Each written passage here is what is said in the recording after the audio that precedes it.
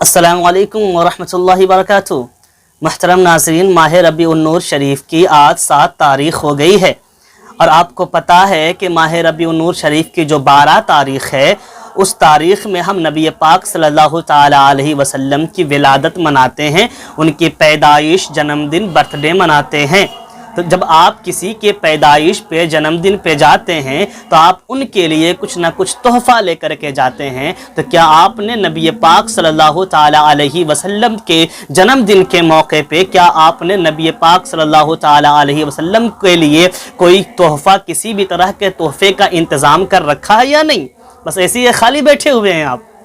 क्या आप उन्हें कोई तोहफ़ा पेश नहीं करेंगे? करना चाहिए, इसलिए कि जब किसी दुनियादार को हम तोहफ़ा पेश करते हैं उसकी पैदाइश के मौके पे, तो जो अहमद मुख्तार है, जो सारी कायनात का मालिक व मुख्तार है, जिसके सदक़े में सारी कायनात पैदा की गई है, क्या आप उन्हें किसी तरह का तोहफ़ा पेश नहीं करेंगे? आपको करना चाहिए। सुने, आप किस तरह का तोहफ़ा पेश करेंगे, मैं आपको बताऊं कैसा तोहफ़ा पेश करना चाहिए। आप समझें इस बात से कि जब आप किसी दुनियादार के पैदाइश के मौके पे जाते हो, मसलन मान लो आपकी किसी बच्चे के पैदाइश के मौके पे जाते हो, तो आप उसकी तबीयत के मुताबिक, उसके पसंद के मुताबिक उसके लिए खिलौने लेकर के तोहफे में जाते हो, या उसके लिए किसी तरह का टॉफ़ी ले जाते हो, चॉकलेट ले जाते हो। क्यों? क्योंकि बच्चे को चॉकलेट ज़्यादा पसंद आते हैं, खिलौने ज़्यादा पसंद आते हैं, टॉफ़ियाँ ज़्यादा पसंद आती हैं, तो आप उनके लिए उस तरह का तोहफ़ा पेश कर देते हो। किसी बड़ों की पैदाइश के मौके पे जाते हो तो अगर कोई ज़्यादा पढ़ा लिखा है तो उनके लिए किताबें पेश कर देते हो। अगर कोई जो है किसी भी तरह का आप नेता टाइप का आदमी हो तो उसके लिए उसी तरह के तोहफे, यानी कि तबीयत के मुताबिक, उसके मिजाज के मुताबिक, उसके पसंद के मुताबिक, यानी कि ऐसा तोहफा पेश करते हो जो उसे पसंद हो। तो क्या हम नबी पाक सल्लल्लाहु ताला अलैहि वसल्लम के लिए इस तरह का तोहफा इंतज़ाम ना करें जो नबी पाक सल्लल्लाहु ताला अलैहि वसल्लम को ज़्यादा से ज़्यादा पसंद आ जाए?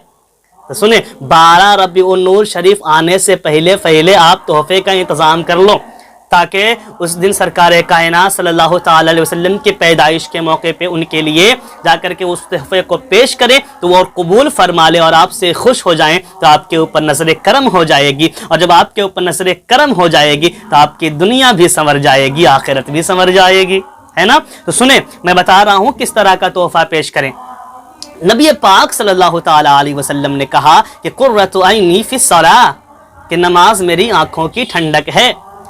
अब बताएं कि जब नबी पाक सल्लल्लाहु ताला अलैहि वसल्लम को नमाज से आँखों को ठंडक पहुँचती है तो आप नमाज का तोहफा जा करके पेश कर दें। अगर आप बेनमाजी हैं तो अब से नमाजी बन जाएं, ताकि उस दिन उनकी विलादत के मौके पे आप उनके लिए जा करके अपने सजदों का नजराना पेश कर दें। या नबी अल्लाह, ए सैयदुल अंबिया, ए सरदारुल अंबिया, आप मेरे इस सजदे का नजराने को कबूल फरमा रहे हो, अल्लाह की बारगाह में पेश कर दें।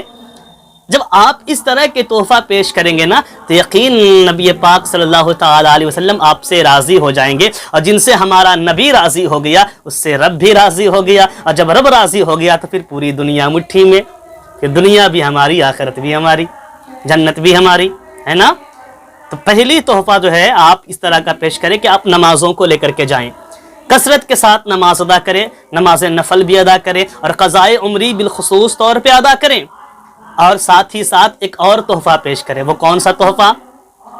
तो नबी पाक सल्लल्लाहु ताला अलैहि वसल्लम के तबीयत के मुताबिक, उनके पसंद के मुताबिक, तो उन्होंने फरमाया कि क़यामत के दिन सबसे ज़्यादा मुझसे करीब वो लोग होंगे जिन्होंने दुनिया में रह करके मेरे ऊपर ज़्यादा से ज़्यादा दुरूद पाक पढ़ा होगा। तो आप दुरूदों की कसरत कर दें अभी से।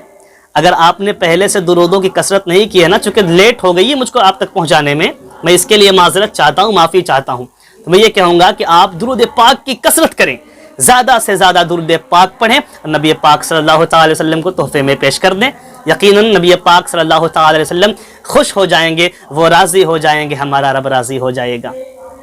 आप अपनी दुनिया भी संवार लें और आखिरत भी संवार लें, और जश्न ईद मिलादुन नबी शान व शौकत के साथ मनाएं। अस्सलामु अलैकुम व रहमतुल्लाहि व बरकातुहू।